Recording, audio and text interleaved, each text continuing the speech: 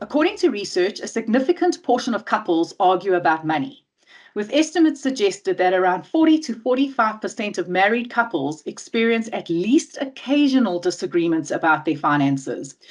And for many, money is considered one of the most top stresses in their relationships. With February being the month of love, I thought I'd chat to a qualified expert on this topic.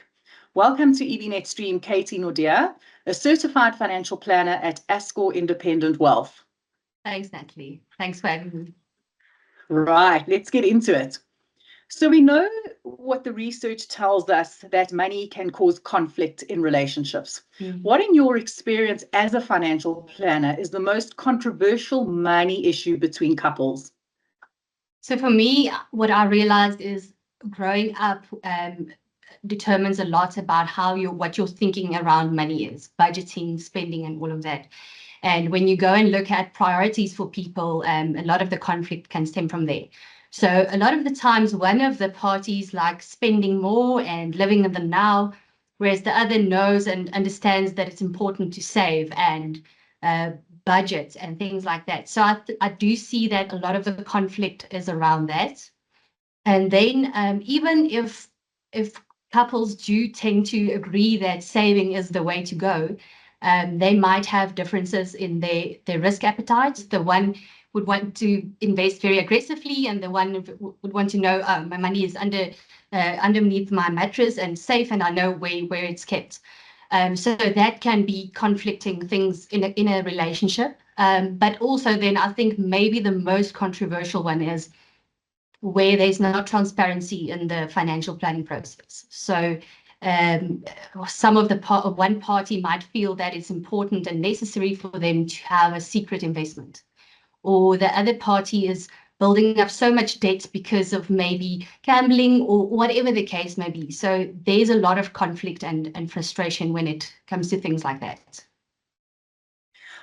Just off the top of my head, one of my questions would be, and it's linking to something that you said, are the couples that you may speak to or advise as couples, how many of them are kind of opaque with each other about their finances? Or when you're speaking to them as individuals, how many people feel comfortable, or do you think are comfortable talking to their partners and spouses about their financial situations?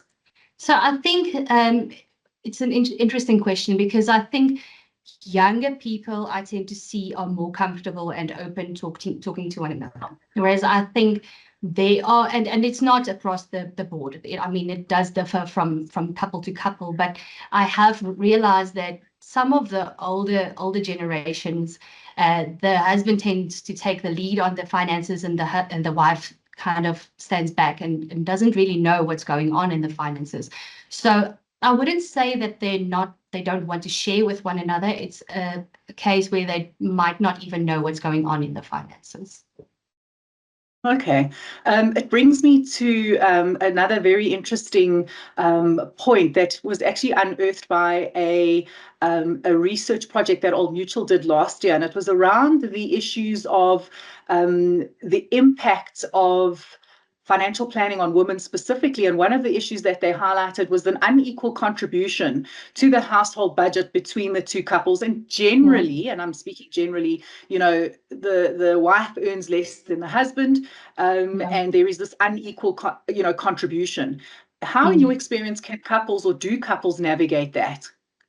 Yeah, that is a tricky one. I do think that there are practical ways to go about this, but the first thing is to communicate.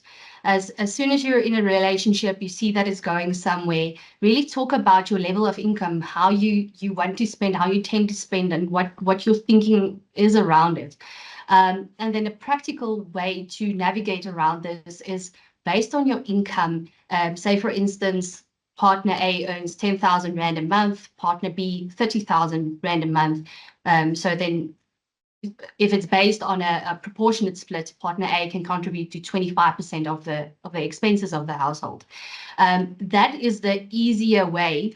If the disparity is much bigger, one has to bear in mind, usually the that both parties make is not necessarily monetary or financial of nature. So one of the partners might tend to more of the household chores, cooking, cleaning, looking after the kids, things like that. And even though there's not a financial implication there, it has to be very, you have to bear in mind that that is still very important.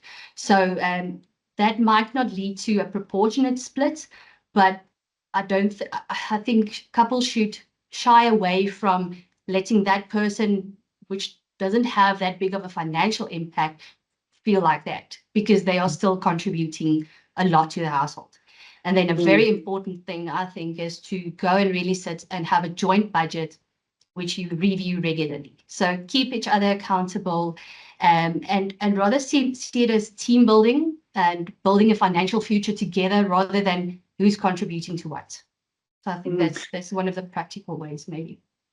I'm seeing in my mind that the kind of process that you would apply to yourself as an individual, you just simply apply to your financial unit. And I'm so glad you used this word joint, because I think the ladies at book club, we always have this debate about the idea of a joint bank account. What are your feelings on that? So I think that's one of the good ways to implement, the shared expenses. But for me personally, the first thing when I think of a joint bank account, it takes away the element of surprise. So if my husband goes and buys me flowers, all of a sudden, I can see you spent money at a flower shop. So that takes away that individuality that you still have within the relationship. So there are ways around that. And I think especially when it comes to one partner maybe spending a bit more, liking to spend a bit more, it's a good thing to have a joint bank account. Doesn't have to be your only bank account, but maybe say we take the proportionate splits, we put the money of the household expenses and maybe even emergency fund within there, and we pay everything around the house from there. So your rent, your utilities, your groceries and all of that, and make sure that is covered. And then still let both parties have a little bit of discretion of money that they can spend however they want. So I'm really not opposed to joint bank accounts. I know of a lot of people that have those, but I don't think that has to be the only account within the relationship. Again, financial planning, and it's interesting between marrieds and singles. But as you're talking, I'm thinking, is financial planning different for people who are married versus those who are living together? Yeah, this is an interesting question, because first thought is it's the same. I mean, I rely on the person I'm living with for a certain contribution, whether or not that's financial or just supportive in nature. But when you go and look at the law, South African law, not too long ago, people cohabitating did not have the same rights as protection as people married. Okay, so quite recently, the Interstate Succession Act and the Protection of Spouse or Marital Act actually brought in cohabitating people as well, which is great. So should your partner pass away, you do stand in line to inherit interstate as well. That said, you might have to prove the reciprocal support. So proving that we tend to be in a relationship going forward, and it was the intention that we are in this for the long run. We do support one another, and so from a practical perspective, I would suggest get a valid will in place, especially if you're just living together. Then there's no issues if my partner passes away. The will clearly states what should happen with the estate. And then the other thing is you get a partnership agreement or a cohabitation agreement.